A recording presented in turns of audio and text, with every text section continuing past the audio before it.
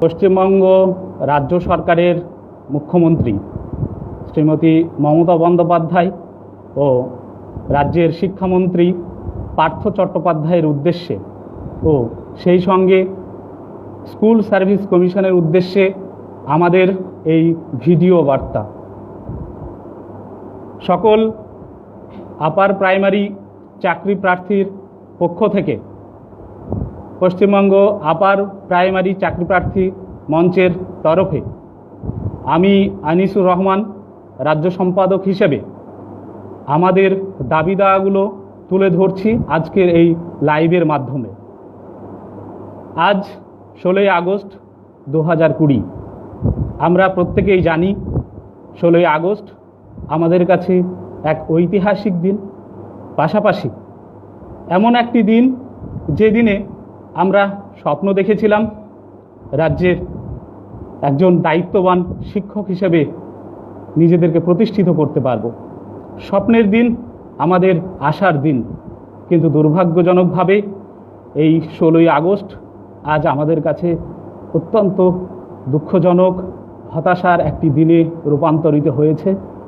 তা প্রত্যেক upper primary চাকরি প্রার্থী জানেন, কেননা আজকের এই দিনের যদি আমরা অতীত ইতিহাস একটু ঘাঁটি তাহলে দেখতে পাবো আজকের দিনেই 2015 সালে আমাদের টেট পরীক্ষা অনুষ্ঠিত হয়েছিল। দীর্ঘ পথ চলে এসেছি আমরা, কিন্তু আজও আমরা নিয়োগ পাইনি। এ বড় বেদনার, এ বড় কষ্টের, এ বড় যন্ত্রণার। আমরা আজও দিশাহীনভাবে বিভিন্নভাবে আমরা প্রোটেস্ট ফ্রম হোমের মাধ্যমে এবং তার পূর্ববর্তী সময়ে কলকাতা রাজপথে আমাদের দাবি দাওয়া নিয়ে বারবার রাজ্য সরকারের কাছে কড়া নেড়েছি, বলা চলে এখনও কড়া নাড়ছি। সকলের দৃষ্টিগোচরে আনার জন্য, পাশাপাশি আমাদের নিজেদেরকে আবারও স্মরণ করে দেওয়ার জন্য আমাদের আপার ইতিহাসের ইতিবৃত্ত একটুখানি আপনাদের সঙ্গে শেয়ার করতে চাই। এই আপার প্রাইমারি নিয়োগ প্রক্রিয়া প্রথম শুরু হয়েছিল 2014 সালের ফেব্রুয়ারি মাসে ফর্ম ফিল আপের মাধ্যমে। তারপর 2015 সালের আজকের দিনেই টেট পরীক্ষা অনুষ্ঠিত হয়। 2016 সালের 14ই সেপ্টেম্বর আপার প্রাইমারি রেজাল্ট প্রকাশিত হয়। তারপর দীর্ঘ পথ অতিক্রম করে 2019 সালের জুলাই মাসে ইন্টারভিউ প্রক্রিয়া শুরু হয়। 2019-এর 4 অক্টোবর আপার প্রাইমারির সম্ভাব্য একটি মেধা তালিকা প্রকাশিত হলেও তারপর দীর্ঘ 11টি মাস কেটে গেলেও আজও আমরা নিয়োগ পাইনি।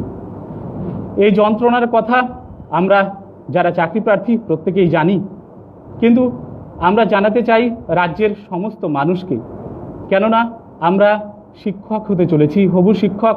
আমরা জানি শিক্ষা জাতির মেরুদণ্ড, কিন্তু আজকে দুর্ভাগ্যজনকভাবে আমরা সেই পেশা থেকে, সেই মহান কর্মযজ্ঞ যেটাকে আমরা ভালোবেসে নিতে চলেছি এবং আমরা চেয়েছিলাম আমাদের জানা বিষয়গুলোকে প্রত্যেকের মধ্যে, ছাত্রছাত্রীদের মধ্যে ভাগ করে নেওয়ার, পাশাপাশি সমাজ বদলে দেওয়ার, অন্যতম কাণ্ডারি হওয়ার আশা আকাঙ্ক্ষা রেখে আমরা আজকের দিনেই পরীক্ষায় বসেছিলাম।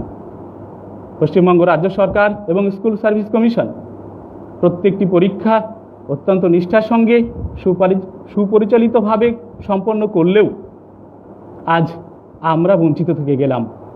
11, 12, 9, 10 group C, D, work physical সহ বিভিন্ন একাধিক পরীক্ষা অনুষ্ঠিত হয়ে তার নিয়োগ সম্পন্ন হয়ে গেছে, অথচ অত্যন্ত দুর্ভাগ্যজনকভাবে আজ আমাদের এই আপার প্রাইমারি নিয়োগ সম্পন্ন হয়নি।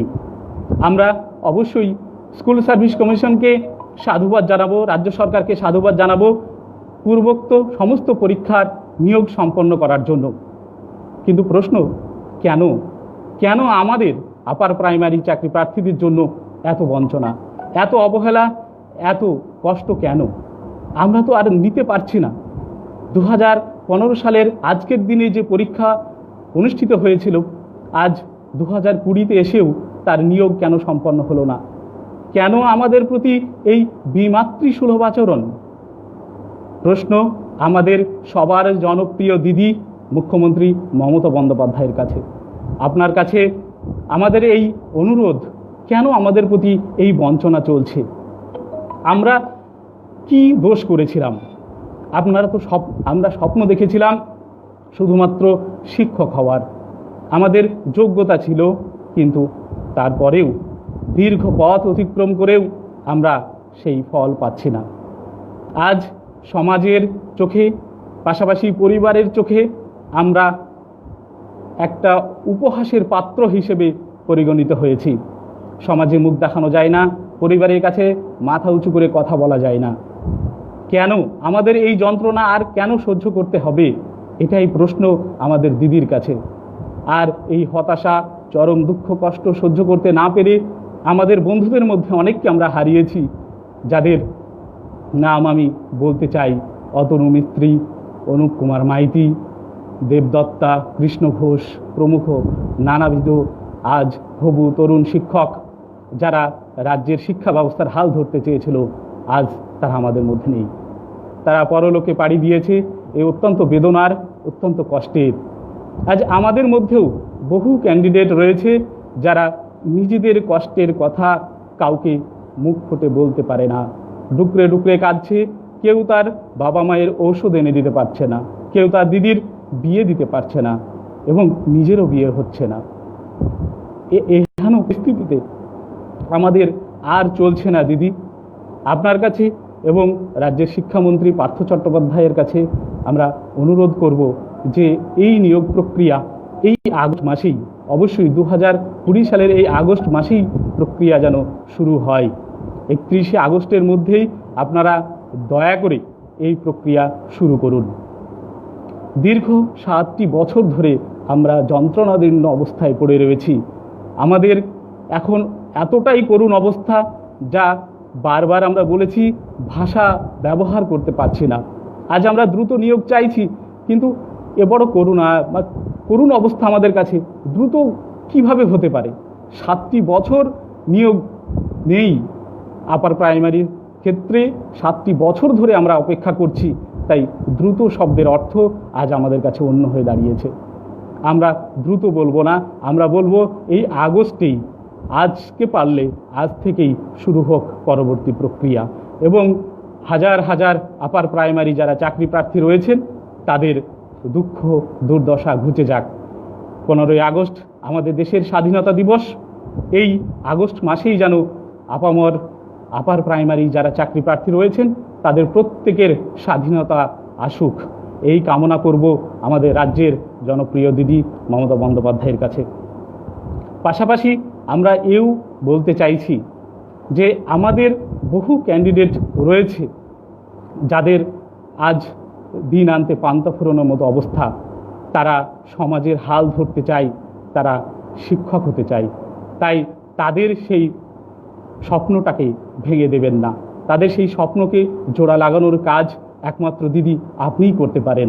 তাই আপনার কাছে করজোড়ে অনুরোধ থাকবে যে আপনি যত দ্রুত সম্ভব এই আগস্ট মাসেই এই নিয়োগ প্রক্রিয়া শুরু করুন, এবং আমাদের 7 বছরের যে অবহেলা, যে লাঞ্ছনা, যে বঞ্চনা, তা থেকে মুক্তি দিন। আর আমরা সহ্য করতে পারছি না দিদি, আমাদের কথা একটু ভাবুন। আমরা আর সহ্য করতে পারছি না, আমাদের যন্ত্রণার কথা আমরা কাউকে বলতেও পারছি না। দিদি, আপনি আমাদের অভিভাবক, তাই আপনার কাছে অনুরোধ করব, খুব দ্রুত আজকের মধ্যে হলেও যদি পারেন এই আগস্টের মধ্যে নিয়োগ প্রক্রিয়া শুরু করুন। পাশাপাশি সমস্ত আপার প্রাইমারি চাকরি প্রার্থীর পক্ষ থেকে আমি এই বার্তা দিতে চাই স্কুল সার্ভিস কমিশনকে, যে আপনারা দ্রুত এই নিয়োগ প্রক্রিয়া সম্পন্ন করবেন এবং আমাদেরকে বাধিত করবেন, এই আশা রাখব, এই আকাঙ্ক্ষা রেখে। এবং আমার এই লাইভ আজকে যতজন দেখছেন তাদের প্রত্যেকের কাছে অনুরোধ থাকবে, আমাদের এই দুঃখের কথা, আমাদের এই কষ্টের কথা প্রত্যেকে শেয়ারের মাধ্যমে পৌঁছে দেবেন। আমাদের সঙ্গে থাকুন। আমরা চোর নই, আমরা ডাকাত নই, আমরা শিক্ষক হতে চাই, আমরা সমাজের হাল ধরতে চাই, আমরা বাঁচতে চাই।